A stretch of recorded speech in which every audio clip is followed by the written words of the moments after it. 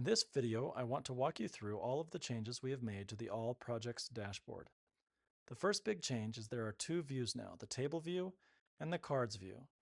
The cards view is what you are used to, but even this has received a facelift. We've widened this project info area a little bit to accommodate for long project names, but even if it's super long, you have a tooltip to be able to read the whole name. You can manage everything from here like before. The biggest change is there's fewer metrics and columns overall because this isn't really the place to dive deep into data. It's to help you navigate to a specific project and dive deep into the performance dashboards. But if you are on the performance dashboards and need to go back to the all projects dashboard, we take you back to the option that you came from. So we were on cards, and so now we're back on cards. Let's go look at the table view. This is going to be the default view going forward, and as you can see, way more projects are visible without scrolling down. You can sort by any of these columns, which ones rank for the most keywords, which projects have the best rank, SOV percentage, estimated traffic.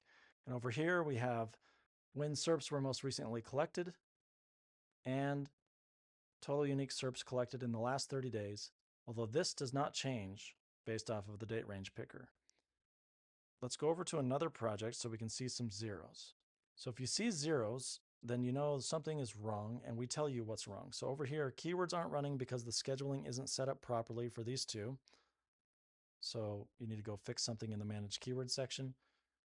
And this one, no keywords added to this project. So you either need to add keywords, obviously, or delete the project. Under project info, remove project.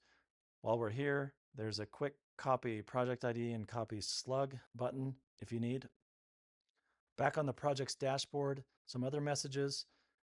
All of these projects from here down have been collecting data in the last 30 days, but this one says owned brand doesn't rank for any keywords in this range.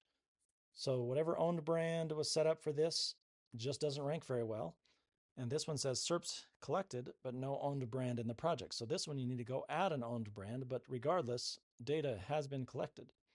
For any of these that say that, you can just quickly go manage brands and set up an owned brand. So you can see there's no owned brand here. And lastly, for any of these projects, you can right click and open in a new tab. If you're a tab person like myself, don't judge. And that way you can easily see the data and have all of your tabs and feel amazing about it. So those are all the changes we've made. Let us know if you have any feedback or suggestions. Enjoy.